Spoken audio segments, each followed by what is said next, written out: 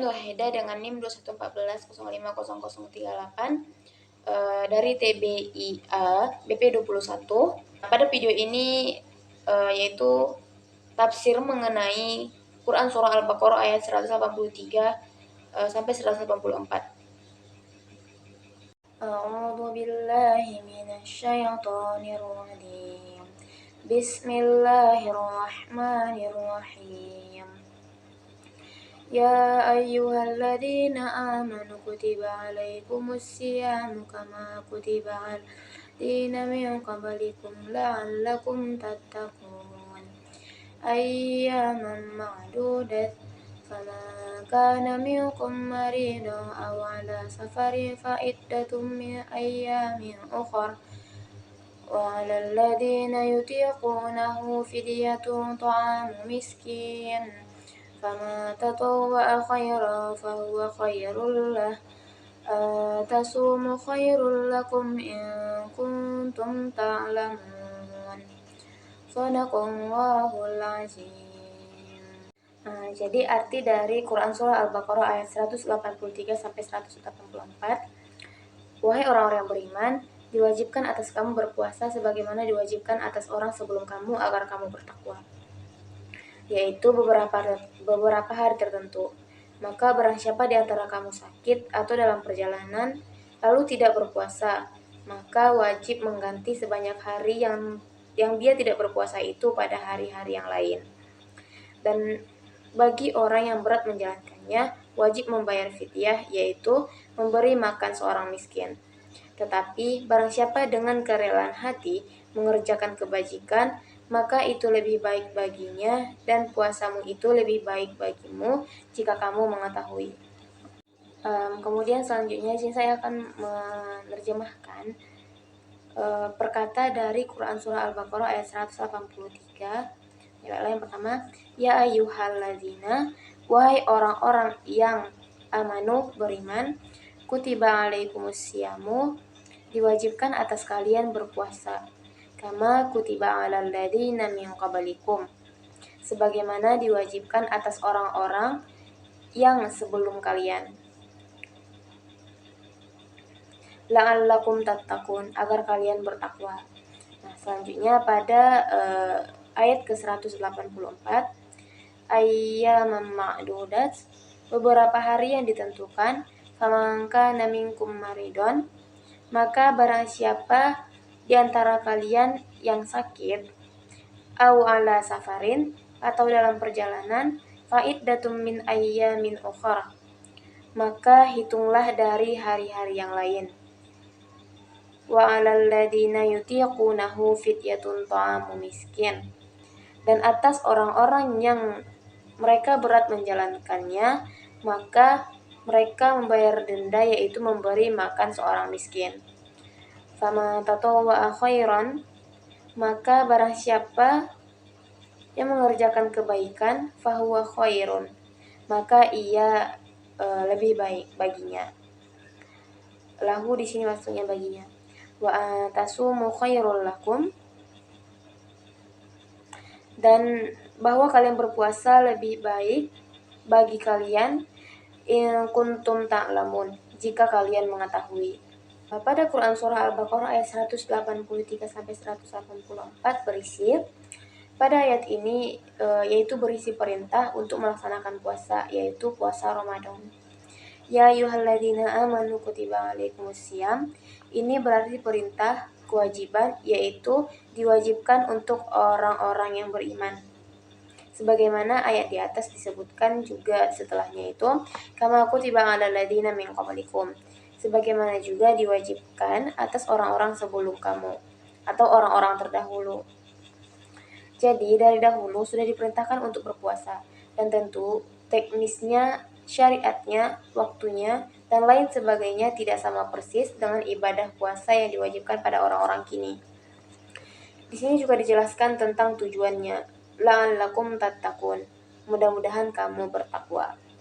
Jadi puasa itu merupakan ibadah yang diwajibkan oleh Allah kepada manusia, dalam kutip yaitu orang-orang yang beriman, ya ayyuhalladzina amanu, dan juga sudah diwajibkan kepada orang sebelum kamu, min qablikum, yang tujuan dari ibadah puasa itu adalah agar orang yang melaksanakannya menjadi orang yang bertakwa. Bertakwa maksudnya mendapatkan posisi yang tinggi di sisi Allah Subhanahu wa taala, yang mana dia orang yang sukses, orang yang berhasil menjadi hamba Allah yang terbaik, orang yang terlindungi paling dekat dengan Allah. Nah, kemudian pada ayat selanjutnya menjelaskan tentang bagaimana pelaksanaannya. Dalam ayat disebutkan dia dilaksanakan ayyaman ma'dudat, yaitu pada hari tertentu. Jadi puasa itu dilaksanakan pada hari tertentu. Jadi maksudnya di sini waktunya sudah ditetapkan. Kapan itu waktunya? Yaitu pada bulan Ramadan. Dan juga dijelaskan tentang pengecualian.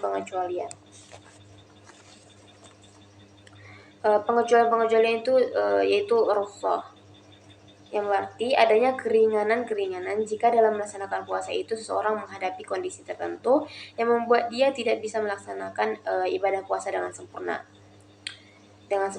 dengan baik, sebagaimana yang sudah ditentukan oleh ajaran agama kita. Kemudian di situ disebutkan bagi orang yang sakit, musafir, dia itu boleh mengganti pada hari lain. Maka hitungan dari puasa itu harus dipindahkan ke hari yang lain. Dia harus membayar sebanyak hitungan itu pada hari yang lain.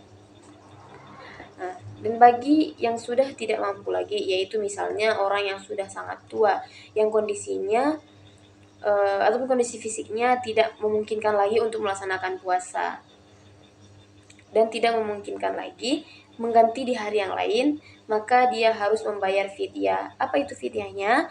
Yaitu memberi makan orang miskin. Ada yang menyebutkan diberi 1 kali makan kemudian diganti dengan uang atau sehari makan. Jadi minimal 1 kali makan orang miskin untuk 1 hari puasa. Kemudian dalam ayat disebutkan siapa yang menginginkan kebaikan tentu itu baik baginya. Dia melaksanakan kebaikan. Jadi Allah menjadikan puasa itu baik bagimu. Wa antasumu khairul lakum. Jadi, sekalipun ibadah puasa itu merupakan ibadah yang dari sudut pandang tertentu sepertinya sulit, tidak makan sehari pun dan tidak pula minum lebih dari 12 jam, tidak melakukan hal-hal yang membatalkan puasa, tapi itu khairul lakum, yaitu baik bagimu jika kamu mengetahui. Nah, jadi kesimpulannya adalah dalam Quran Surah Al-Baqarah ayat 183 sampai 184 ini mengajarkan kepada kita tentang ibadah, yaitu ibadah puasa. Jadi ibadah di sini dia itu termasuk kepada pendidikan ibadah puasa. Ada beberapa hal tentang puasa yang diajarkan atau dijelaskan pada ayat ini, yaitu yang pertama, status hukum puasa. Ibadah yang wajib dilakukan bagi yang sudah dewasa, baik laki-laki maupun perempuan. Kemudian selanjutnya, sejarah dan tujuan juga dijelaskan dalam ayat ini, sebagaimana puasa ini juga dijelaskan atau diwajibkan bagi orang sebelumnya, dan tujuannya ialah karena ada tujuan yang besar dari ibadah ini, sebagaimana dijelaskan pada di atas tadi, yaitu untuk bertakwa. Kemudian selanjutnya teknis pelaksanaannya. Seperti kapan dilakukan, bagaimana jika ada halangan, kemudian bagaimana seorang mengusahakan sebaik-baiknya melaksanakan ibadah puasa itu, karena puasa itu baik bagimu. Selanjutnya pada tafsir Al-Munir yang ditulis oleh Wahab Az-Zuhaili pada jilid 1 di halaman 377 dijelaskan juga mengenai surah Al-Baqarah ayat 183 dan 184. Nah, di situ ada mufradat lughawiyah, di mana ada kata kutiba yang artinya diwajibkan, dan siamu dalam bahasa Arab siam artinya menahan diri dari sesuatu dan meninggalkannya. Sedang artinya dalam istilah syariat adalah menahan diri dari makan, minum, dan jima sejak fajar hingga terbenamnya matahari, dengan niat dari orang yang memenuhi syarat puasa demi mengharap pahala dari Allah Subhanahu wa taala dan mempersiapkan jiwa untuk takwa kepada Allah. Kama kutiba ala ladina min qablikum, yakni persamaan dengan puasa orang-orang terdahulu adalah dalam hal kefarduannya. Namun, ada pula yang berkata persamaan itu berkenaan dengan ukurannya atau lamanya puasa. Dan ada pula yang bilang sama dalam caranya, yaitu menahan diri dari makan dan minum. Pendapat pertama lebih kuat, Sebab untuk memahami ayat ini cukup dengan mengetahui bahwa Allah telah mewajibkan suatu puasa atas orang-orang sebelum kita, dan hal ini dilakui para penganut semua agama, atau sebab sudah diketahui bahwa puasa disyariatkan dalam semua agama, bahkan termasuk pula dalam agama keberhalaan. Ajaran puasa dikenal di kalangan orang-orang Mesir kuno, bangsa Yunani, Romawi, dan India. Dalam kitab Taurat yang ada sekarang pun terdapat pujian terhadap puasa dan orang-orang yang berpuasa. Ada riwayat yang kuat bahwa Musa alaihissalam dulu berpuasa selama 40 hari. Sedangkan pada zaman sekarang, kaum Yahudi berpuasa selama seminggu sebagai peringatan hancurnya Yerusalem dan direbutnya kota ini oleh musuh. Dan mereka pun berpuasa 1 hari di bulan Agustus. Demikian pula Injil-Injil yang ada sekarang memuji puasa dan menganggapnya sebagai ibadah, sama seperti larangan riya dan menampakkan kesedihannya pada saat itu. Puasa di kalangan kaum Nasrani yang paling terkenal dan sudah berlaku sejak dahulu kala adalah puasa besar yang dilaksanakan sebelum hari Paskah, dan puasa hari tersebut dulu dijalani oleh Musa, Isa, dan kaum Huwariyin atau sahabat-sahabat setia Nabi Isa. Kemudian para pemimpin gereja menetapkan macam-macam puasa yang lain. Kemudian ada kala tatakun, yang artinya agar kalian menghindari maksiat, sebab puasa mematahkan syahwat yang merupakan titik awal terjadinya maksiat, mendatangkan rasa takwa, mengekang hawa nafsu, mencegah pesta pora, kesombongan, dan perbuatan-perbuatan keji, serta menyepelekan kenikmatan-kenikmatan dunia. Ayyamam ma'dudat, yang diwajibkan puasanya di sini hanyalah bulan Ramadan, dan dengan demikian yang dimaksud dengan ayyamam ma'dudat adalah bulan Ramadan. Ini adalah pendapat Ibnu Abi Laila dan jumhur ahli tafsir. Penyifatan kata ayyam dengan ungkapan ma'dudat bertujuan untuk memberi kemudahan kepada mukallaf, yaitu dengan menyatakan bahwa hari-hari wajibnya puasa itu hanya beberapa hari saja yang tertentu. Kemudian yutikunahu, yakni orang-orang yang sanggup menjalani puasa dengan susah payah. Makna ini diperkuat dengan qiraat yang membaca kata ini begini. Yutiqunahu, contohnya orang tua yang berusia lanjut, wanita hamil, dan wanita yang menyusui, serta orang sakit yang tiada harapan untuk sembuh.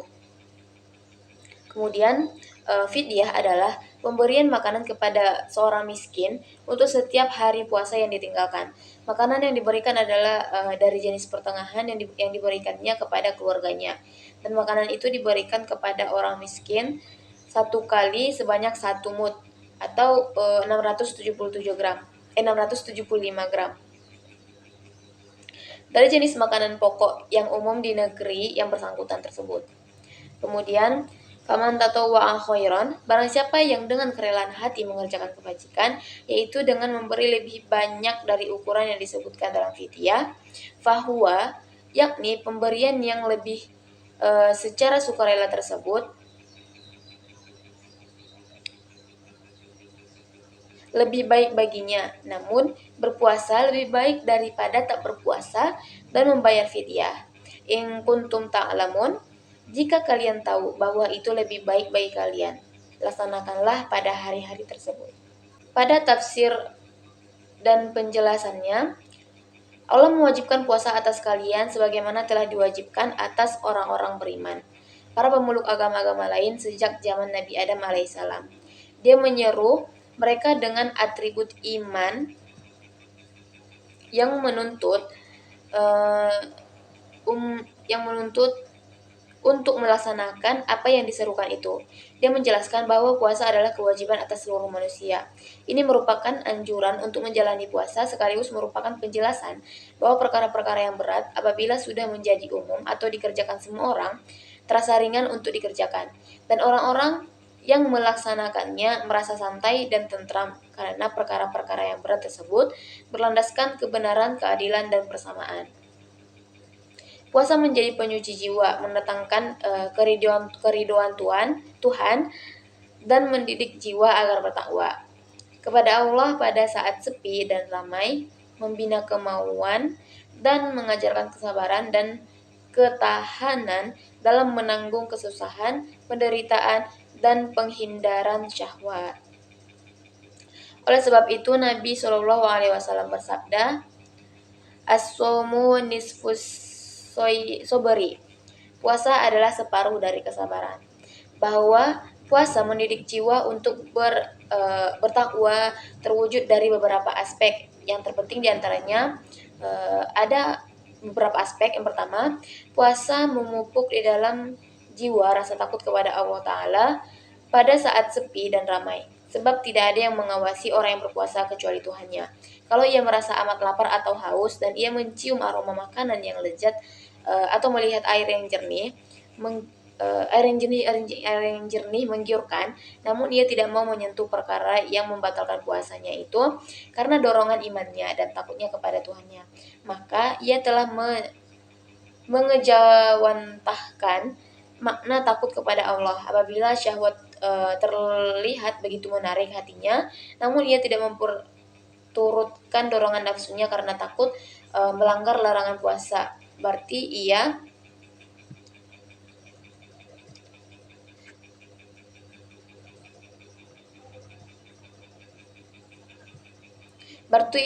malu kepada Allah dan ingat kepadanya. Apabila hawa nafsu menguasai jiwa, ia cepat ingat, mudah kembali dengan bertobat yang tulus. Kemudian selanjutnya yang kedua, puasa meredakan syahwat dan mengurangi pengaruh dan kendalinya, sehingga ia kembali ke atas normal dan keadaan tenang. Hal ini dinyatakan oleh Rasulullah Shallallahu Alaihi Wasallam ketika beliau menggambarkan puasa bagi orang yang belum sanggup menikah, yang hadisnya diriwayatkan oleh jamaah dari Ibnu Mas'ud, yang dimana wa man lam yastati' fa alaihi bisawmi fa innahu lahu wija'un. Dan barang siapa belum sanggup menikah, maka hendaknya ia berpuasa, sebab puasa itu meredakan syahwat. Kemudian yang ketiga, puasa memunculkan perasaan yang peka dan melahirkan rasa kasih sayang yang mendorong seseorang untuk memberi. Nah, ketika lapar, ia akan teringat kepada orang-orang yang sengsara, yang tidak punya makanan, sehingga puasa mendorongnya untuk membantu mereka, dan ini adalah salah satu ciri orang-orang beriman yang disebutkan oleh Allah. Selanjutnya yang keempat, puasa merealisasikan konsep persamaan antara si kaya dan si miskin, antara orang terpandang dan rakyat biasa dalam pelaksanaan suatu kewajiban yang sama. Ini adalah salah satu faedah sosial puasa, seperti halnya poin terdahulu. Kemudian yang kelima yaitu puasa membiasakan kedisiplinan dalam penghidupan. Pengekangan kehendak dalam tempo antara waktu sahur dan berbuka dalam satu waktu. Puasa mewujudkan kehematan apabila etika-etika puasa dipatuhi. Kemudian yang keenam yaitu puasa memperbarui struktur fisik, menguatkan kesehatan, membebaskan badan dari endapan-endapan dan fermentasi yang berbahaya, menyegarkan organ-organ tubuh, dan menguatkan memori apabila seseorang memantapkan tekadnya dan mengonsentrasikan pikirannya tanpa menyibukkan diri dengan mengingat kesenangan-kesenangan fisik. Semua makna ini disinggung oleh Nabi Shallallahu Alaihi Wasallam. Kemudian selanjutnya,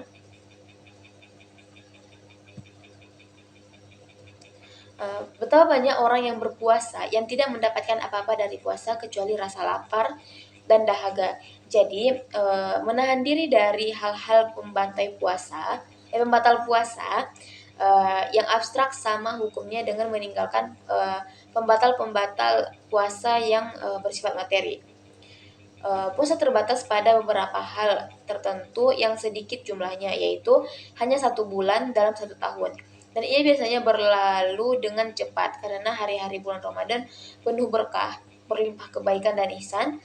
Kemudian Rasulullah Shallallahu Alaihi Wasallam bersabda, sebagaimana diriwayatkan oleh Ibnu Khuzaimah dari Salman, yang artinya bulan Ramadan itu awalnya adalah rahmat, pertengahannya adalah ampunan, dan akhirnya adalah pembebasan dari neraka.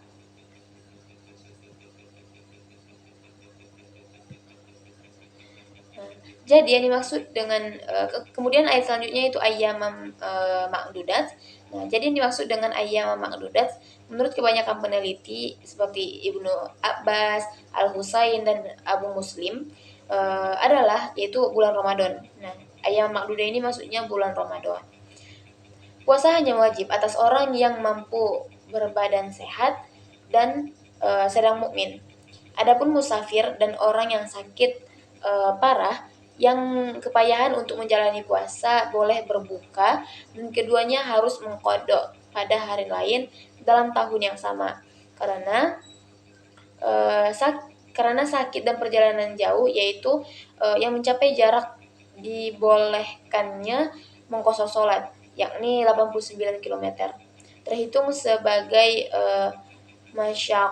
masyakoh atau kesukaran. Dan masyakoh tafibut taisir atau kesukaran menuntut diberikannya keringanan. Sebagaimana firman Allah Ta'ala yang artinya Allah menghendaki kemudahan bagimu dan tidak menghendaki kesukaran bagimu pada surah Al-Baqarah ayat 185. Yang diperintahkan adalah perjalanan dengan jalannya hewan tunggang yang biasa dipakai pada zaman dahulu, bukan dengan sarana transportasi yang cepat pada zaman sekarang. Sebagian ulama menetapkan ukurannya adalah 3 mil dengan dalil hadis yang diriwayatkan oleh Ahmad Muslim dan Abu Daud dari Anas. Ia berkata,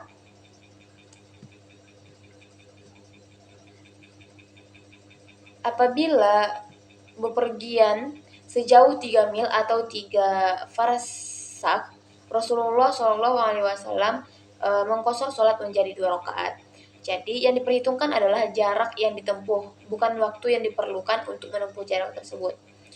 Mazhab Hanafi memperkirakan jaraknya adalah 3 hari perjalanan. Sedang Jumhur memperkirakannya 2 hari yang sedang, yaitu sekali berangkat atau pergi saja sejauh 16 farsakh atau 48 mil Hashimi atau sekitar 89 km. Hal ini didasarkan atas riwayat Imam Syafi'i dari Ibnu Abbas radhiyallahu anhu berkata, wahai penduduk Mekah, janganlah kalian mengqashar sholat dalam jarak kurang dari 4 barit dari Mekah ke Usfan. 1 barit sama dengan 4 fursakh. Kebanyakan imam seperti Imam Malik, Abu Hanifah, dan Syafi'i berpendapat bahwa bagi musafir berpuasa lebih afdol jika tidak berat baginya. Sedangkan Ahmad dari Al-Auza'i memandang bahwa tak berpuasa lebih afdol baginya demi mengamalkan rukhsah. Untuk bolehnya tak berpuasa bagi musafir ketika ia memulai perjalanannya disyaratkan perjalanan itu menurut jumhur selain mazhab Hanbal dimulai sebelum fajar. Jadi kalau orang yang mukim sedang berpuasa di pagi hari kemudian dia mengadakan perjalanan, ia tidak boleh berbuka karena statusnya sebagai orang mukim lebih diunggulkan, sebab itulah status aslinya. Sedangkan mazhab Hambali tidak mengisyaratkan hal ini. Hanya saja yang paling afdol adalah berpuasa demi menghindari perbedaan pendapat.